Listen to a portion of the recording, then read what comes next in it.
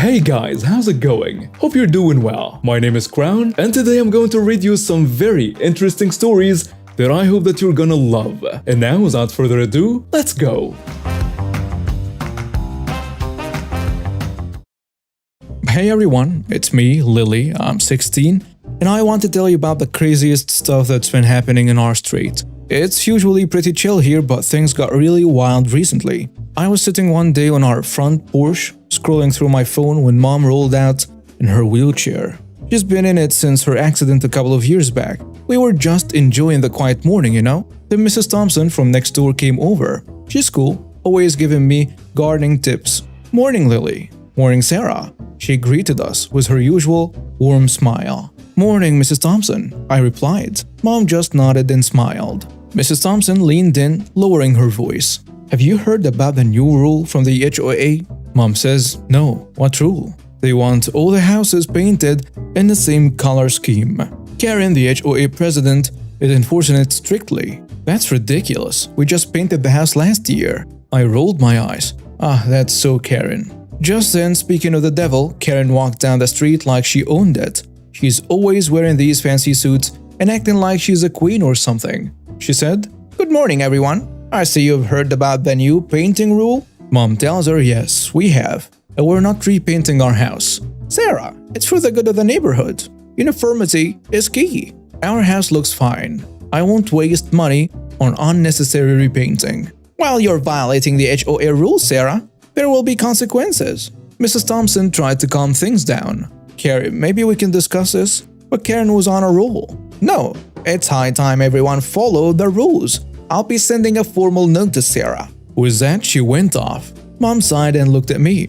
"Don't worry, Lily. We're not doing anything wrong." Mrs. Thompson says, "I'll talk to some of the other neighbors, see if we can sort this out." The next day, I was helping Mom with her garden. Mom loves gardening. It's like her thing, you know?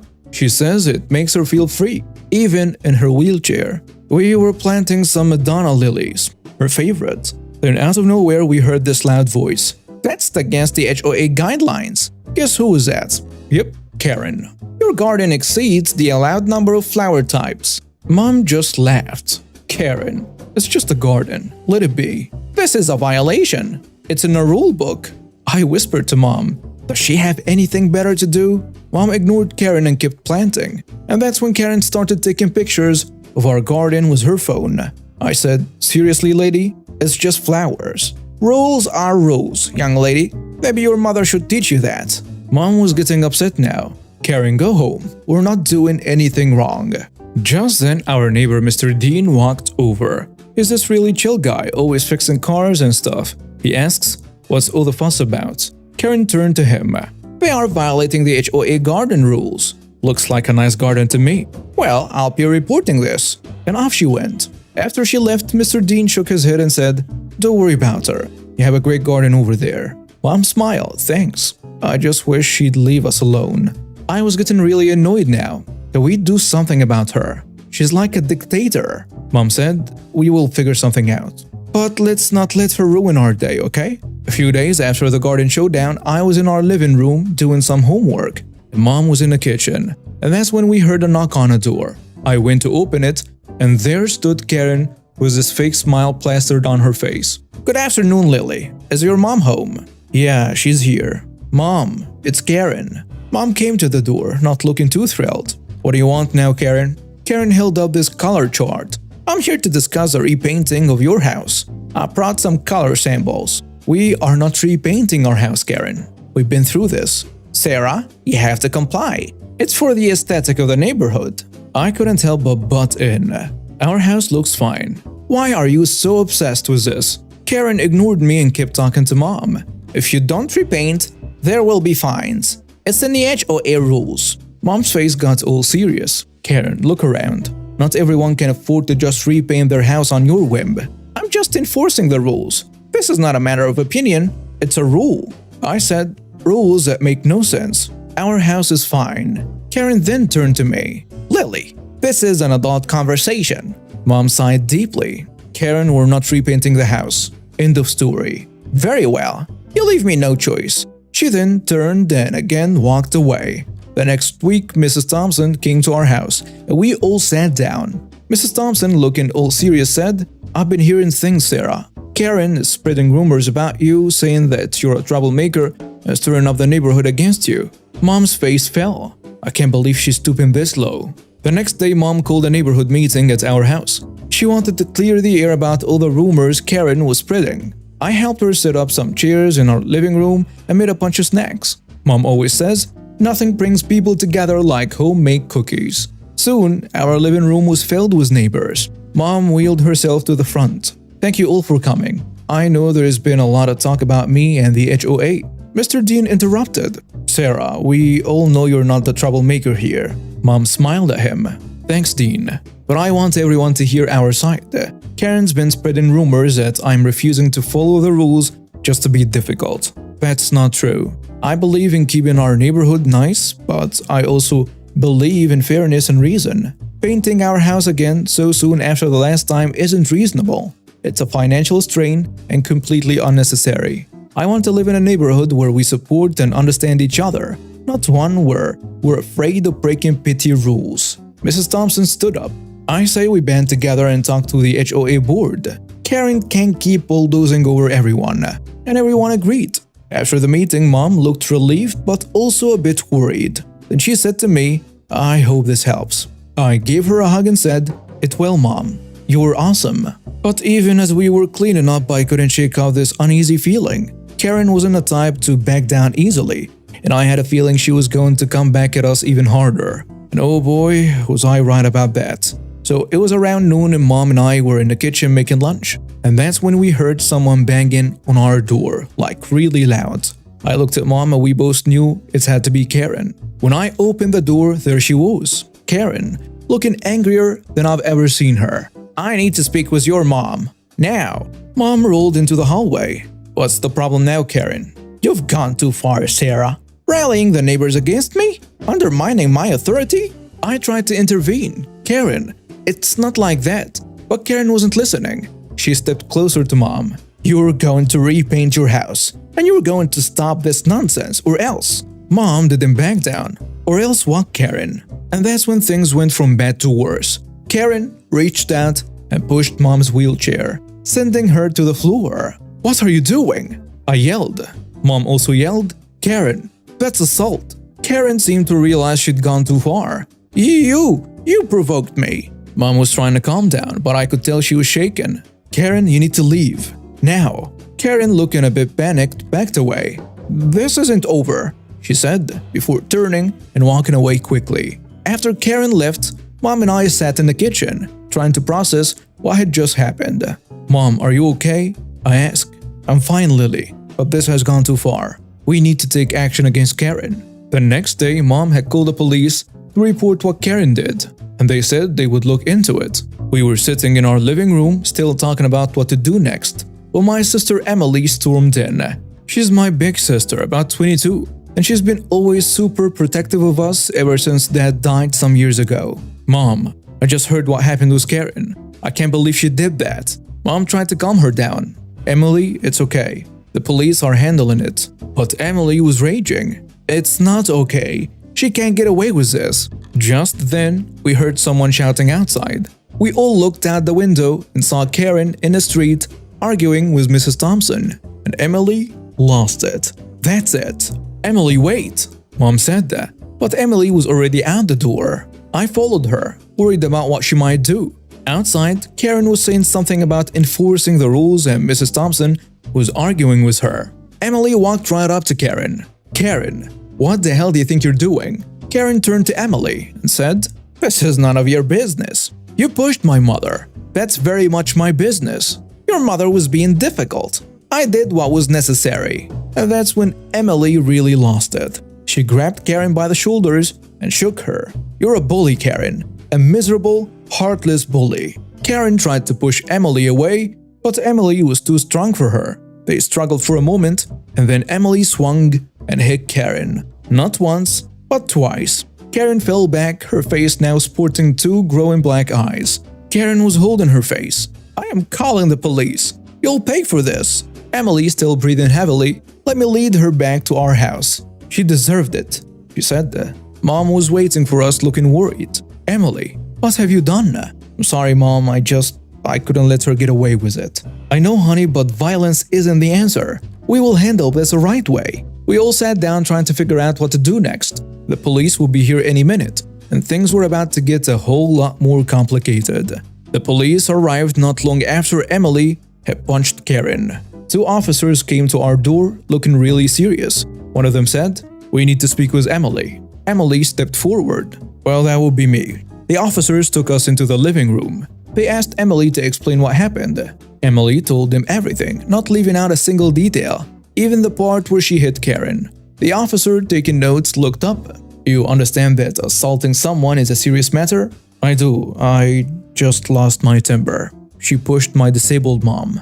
Mom added, "I reported that incident yesterday. Karen has been harassing us for weeks now." The other officer, a lady, looked sympathetic. "We're taking this all into account. We will need to speak with Karen as well." A couple of days after the police visit, we got a letter in the mail. It was from the HOA, but when we opened it, we realized it was more serious than just another complaint about house colors or gardens. It was a legal notice. Mom read it out loud. It says here that Karen is pressing charges against Emily for assault, and they are also fining us for not complying with the HOA rules.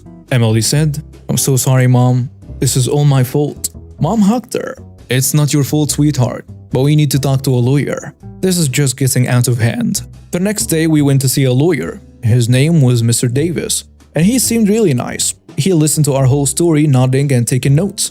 After we finished, he looked pretty serious. "Well, this is a complicated situation. The assault charge is serious, but we can argue provocation, given Karen's behavior." "What about the HOA fines?" Mom asked. "Well, HOA rules can be enforced, but they have to be reasonable. We can challenge them, especially given the circumstances." It felt a bit better having a plan, but I was still worried. This was like real legal stuff now. When we got home, Mom called Mrs. Thompson and a few other neighbors to update them. They all offered to help, saying they could be witnesses or whatever we needed. This next week was filled with lots of whispering and planning. Mom and Emily were on the phone a lot, talking to Mr. David, our lawyer. They were discussing our strategy for dealing with Karen's charges and the HOA fines. One evening, Mom called me into the living room. "We've decided to take legal action against Karen and the HOA." I was surprised. "Really? Like suing them?" "Yes, Mr. Davis thinks we have a strong case, especially after Karen's assault and the unreasonable HOA demands." The next day, Mom and Emily went to Mr. Davis's office to get the paperwork sorted. I had school, so I couldn't go, but I was anxious all day, wondering how it was going. When I got home, Mom and Emily were already there. Then Mom announced, "We filed a lawsuit. There will be a court date set and we will have to present our case. And so will Karen and the HOA." One afternoon, I was hanging out with my friend Zoe. We were walking our dogs when we bumped into Mr. Nelson. He's this older guy who used to be on the HOA board, but retired last year. So I greeted him. "Hey, Mr. Nelson." He smiled. "Hello, Lily. I've been hearing about your family's situation. Tough times, huh?" Zoe added, "It's so unfair what's happening." Mr. Nelson looked around, then leaned in closer. "You know, there is something you might find interesting about Karen." We both leaned in, super curious. "What is it?" "Karen, she has a bit of a history with the previous HOA president. They had some disagreements." "Disagreements?" "Yes, about the direction of the HOA. Some say she wanted more control to push her own agenda." "What kind of agenda?" "Rumors were that she wanted to make this neighborhood more exclusive. She had plans for more strict rules, higher fees, and the previous president didn't agree." "So she's been trying to change things her way ever since?" "Seems like it. And it looks like she's targeting those who oppose her." We thanked Mr. Nelson for the information and hurried back home to tell Mom and Emily. When we told Mom, she said, "This makes sense. It's not just about the rules for Karen, it's about power." Emily added, "We need to let our lawyer know. This could help our case." Mom agreed. "Yes, we will tell Mr. Davis. This could be important." The next day, Mom and Emily met with Mr. Davis and told him everything we learned from Mr. Nelson.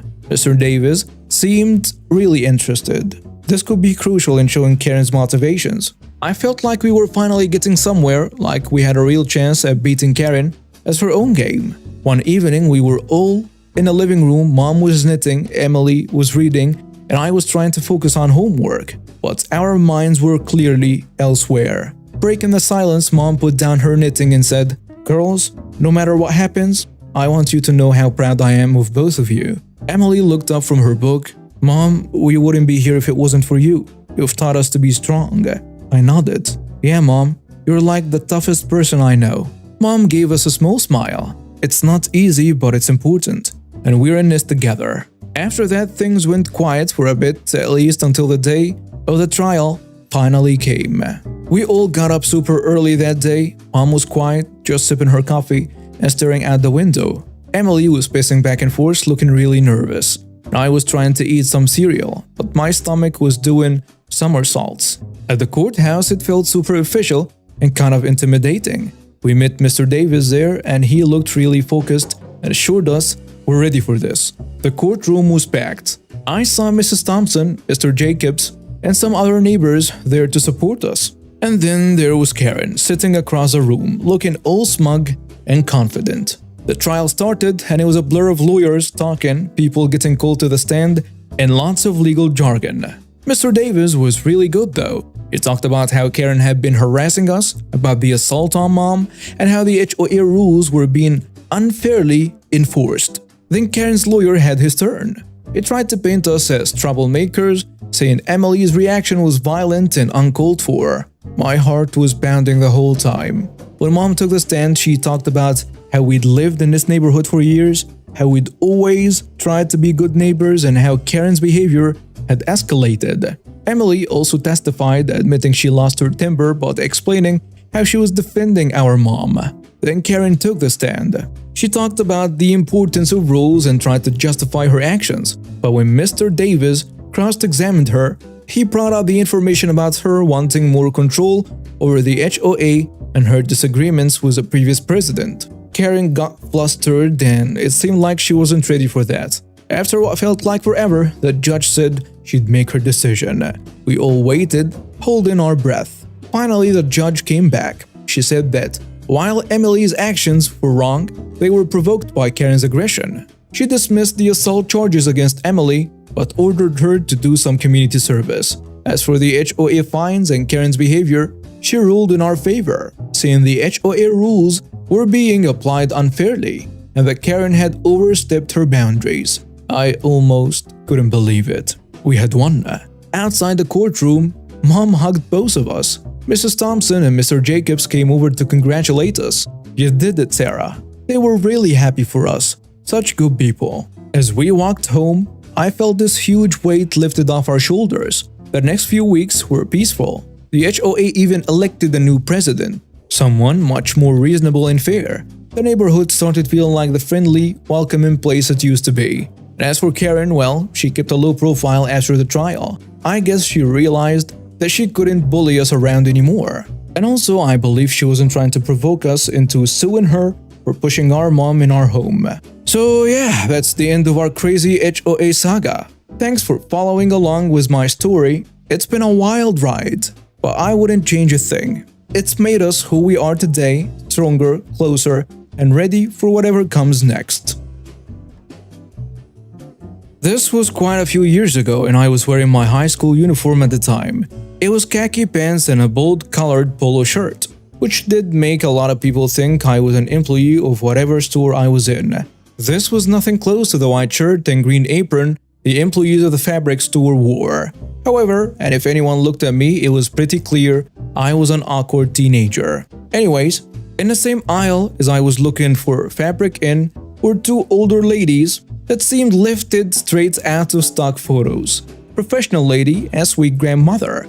The sweet grandmother asked me where I could find the yarn, and since I did know where it was located, I told her it was unfortunately at the opposite corner of the store. She thanked me and headed in that direction. The professional lady sniffed dismissively. Well, that was rude. I didn't think much of it, and only knew she was even talking to me since she was looking directly at me. Nah, I knew where it was anyway, so it wasn't a big deal. No, dear, you were rude. It's your job to show customers where to find what they are looking for, not tell them. You certainly wouldn't work for me with that attitude. Oh, I don't work here. I'm just shopping. The lady looks at me icily over the top of her glasses, turns red, and hastily remembers she has to be somewhere else now. Later, as I was heading to the checkout lane, I saw the sweet grandmother again, and she flagged me down, taking my hand after I walked over to her. "You know, dear, I realized as I was getting my yarn that you don't work here. It was very sweet of you to help me anyway." She let go of my hand and headed for the exit, leaving a caramel candy in my hand as she left. I love caramels. And now we have reached the end of today's stories. Thank you for watching and see you next time.